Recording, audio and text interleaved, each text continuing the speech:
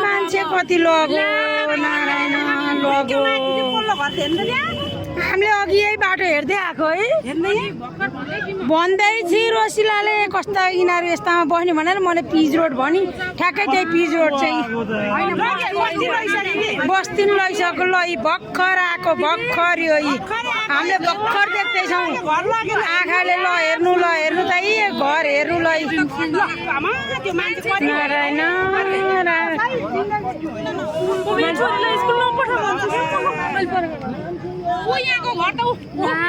घर देख्नुहुन्छ यही घर देख्दा देख्दै यहाँको घरहरूलाई तलसम्म पुगेको छैन कोसी यहाँसम्म पुगेको छैन यहाँसम्म पुगेको छैन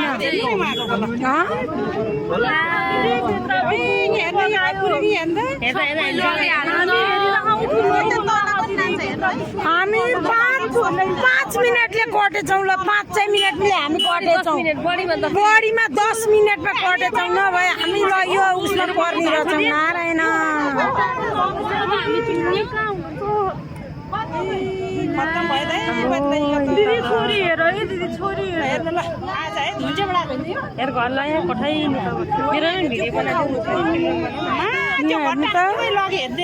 यहाँबाट हेर्दा हेर्दै उयो तलको घरहरू ल भर्खर उयो तल्लो गोलाइसम्मसम्म पुगेको छैन ल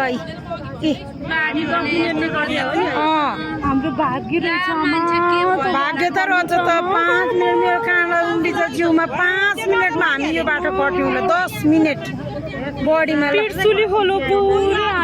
गाडी आएको भन्दै कसरी पानी परेको छैन यस्तो सफा मौसम छ ल हेर्नु यस्तो क्लियर मौसम छ है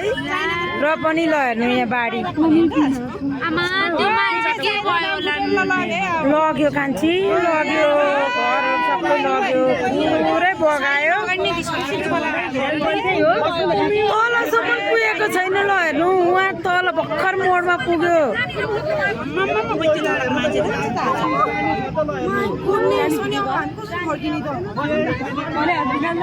एकछिन बसौँ न